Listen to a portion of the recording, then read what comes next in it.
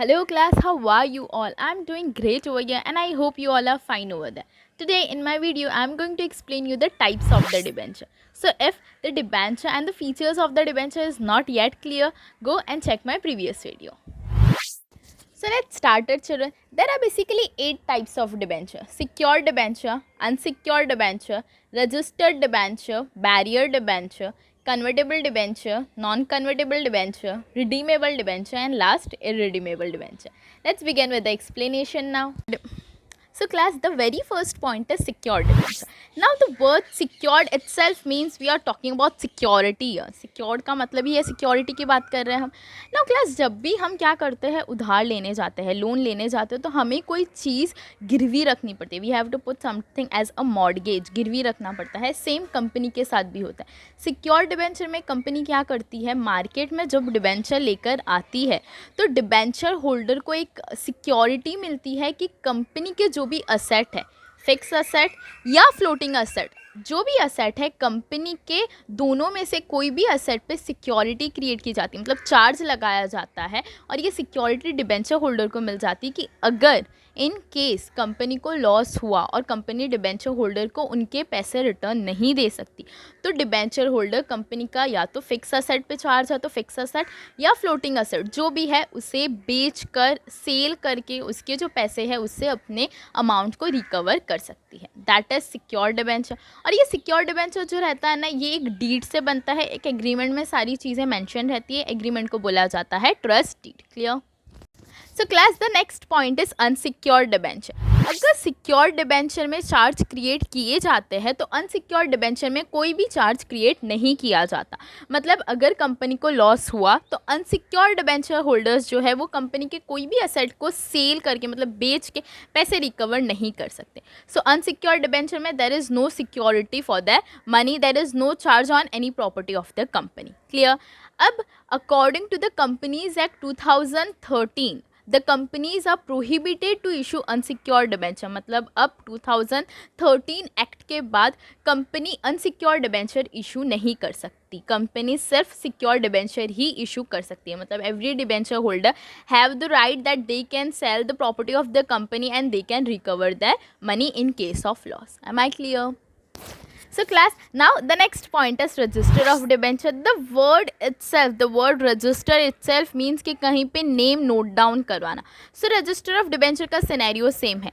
In register of debenture, the debenture holders name are registered with the company in their register of debenture.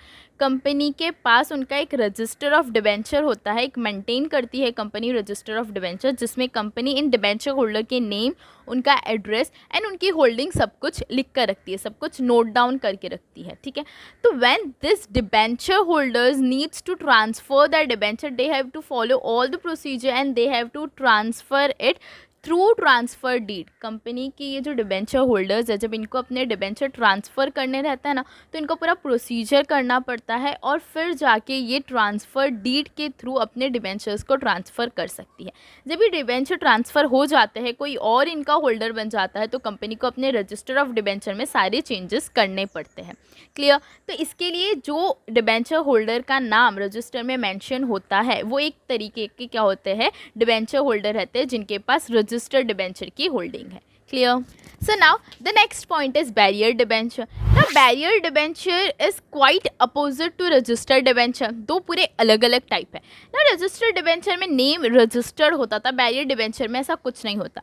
The barrier debenture holders names are not registered with the company. barrier debenture holder के name company के register of debenture में registered नहीं होते ना. ये barrier debenture अपने debentures को transfer कैसे कर सकते हैं? With mere delivery. मतलब जिसके हाथ में डिबेंचर की सर्टिफिकेट दी, they are now the holder of the debenture. इनको कोई प्रोसीजर फॉलो नहीं करना. They do not have to do it through the transfer deed. Transfer deed के थ्रू भी नहीं करना. ये सिर्फ अपने डिबेंचर को ट्रांसफ़र कर सकते बाय मेयर डिलीवरी. खाली किसी और को दे दिया और वो डिबेंचर होल्डर हो गया. ठीक है? अब ये डिबेंचर होल्डर को इंटरेस्ट कैसे मिलेगा? क्योंकि जब भी डिबेंचर होल्डर ट्रांसफ़र होगा, कंपनी को कैसे पता चलेगा इंटरेस्ट किसको देना है? तो कंपनी इन डिबेंचर, बैरियर डिबेंचर होल्डर को इंटरेस्ट देती है with the help of a coupon. एक कूपन होता है जो सर्टिफिकेट के साथ अटैच होता है. उसी कूपन के बेसिस पे कंपनी क्या करती है? इंटरेस्ट देती है. क्लियर?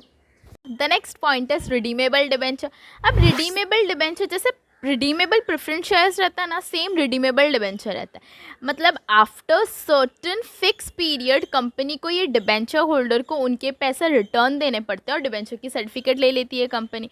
तो ये जो फिक्स पीरियड रहता है ना, ये पहले से डिबेंचर के सर्टिफिकेट में मेंशन रहता है। पहले से ही डिबेंचर होल्डर को पता रहता है कितने पीरियड के लिए कंपनी ये डिबेंचर को इशू कर रही है। इट कुल बी 10 ईयर्स, इट कुल बी 20 ईयर्स। तो पहले से डिबेंचर होल्डर को ये पता रहता है कितने पीरियड के लिए डिबेंचर है।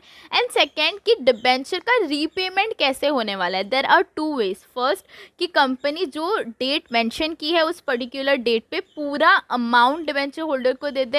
एंड सेकेंड इंस्टॉलमेंट बेसिस पे थोड़े टाइम में कंपनी थोड़े अमाउंट उनको देती रहती है। सो इंस्टॉलमेंट रहता है या तो फिक्स अमाउंट लास्ट में मिल जाता है। इस दो तरीके से पेमेंट होता है। अब ये कौन सा डिबेंचर है, कितने टाइम में पेमेंट होगा, ये सारी चीज़ें मेंशन रहती है डिबेंचर के सर्टिफिकेट के अंदर। Clear. Now the next point is irredeemable debenture. अब इरिडीमेबल डिबेंचर होल्डर्स जो रहते हैं उनके जो अमाउंट है उनका वो उनको कंपनी की पूरे लाइफ टाइम में नहीं मिलता, क्योंकि ये इरिडीमेबल डिबेंचर है। कंपनी इन डिबेंचर्स को रिडीम नहीं करती।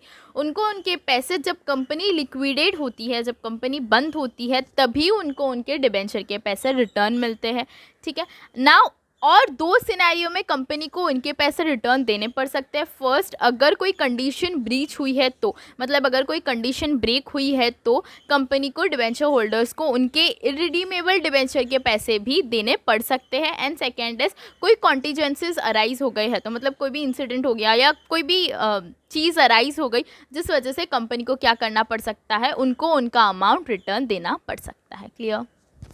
Now the next point is convertible debenture. अभी कन्वर्टेबल डिबेंचर जो रहता है ना, चलो ये कन्वर्टेबल डिबेंचर होल्डर के पास एक राइट होता है that they can convert that debenture into equity share. ये अपने डिबेंचर को after certain fix period of time ये अपने डिबेंचर को इक्विटी शेयर के अंदर कन्वर्ट कर सकते हैं। क्लियर। बट नाउ ये कन्वर्टेबल डिबेंचर इशू करने से पहले कंपनी को जनरल मीटिंग में एक स्पेशल रिजोल्यूशन पास करना पड़ता है। उसके बाद ही कंपनी पब्लिक को ये कन्वर्टेबल डिबेंचर इशू कर सकती है, और एल्स स्पेशल रिजोल्यूशन के बिना कन्वर्टेबल डिबेंचर इशू करने की परमिशन नहीं है। क्लियर। नाउ ये कन्वर्टेबल डिबेंचर कितने टाइम में कन्वर्ट होता है ये भी उनके डिबेंचर सर्टिफिकेट के अंदर मेंशन रहता है। क्लियर। एंड क्लास ये कन्वर्टेबल डिबेंचर होल्डर के पास एक राइट भी होता है कि after certain fix period of time they can convert that share into equity share at a lower rate. इनका जो इक्विटी शेयर मिलता है ये कम रेट में मिलता है compare to market value. Market में जो इक्विटी का रेट रहता है वो ज़्यादा रहता है, और ये कन्वर्टेबल डिबेंचर होल्डर के पास राइट है कि ये कम रेट में इक्विटी को क्या कर सकते हैं, बाई कर सकते हैं। मतलब अपने शेयर्स डिबेंचर्स को इक्विटी के अंदर कन्वर्ट कर सकते हैं। Clear. Okay. Now the next point is non convertible debenture. Non convertible debenture में सिंपल इनका जो डिबेंचर है ये इक्विटी शेयर के अंदर कन्वर्ट नहीं हो सकता। After certain fix period of time इनको इनका डिबेंचर का पैसा रिटर्न मिल जाता है। They can not convert that debenture into equity share and they face a loss. Capital appreciation का लॉस होता है इनको, बिकॉज डिबेंचर की वैल्यू कभी भी अप्रिशिएट नहीं होती। डिबेंचर की वैल्यू सेम रहती है, कभी भी बढ़ती नहीं है। Clear. I hope all the points are clear. If you have any doubt you can ask me in the comment box. And yes, अगर फीचर्स क्लियर नहीं है अभी तक डिबेंचर के तो you should go and learn the feature first. The video is in the description box. Thank you so much.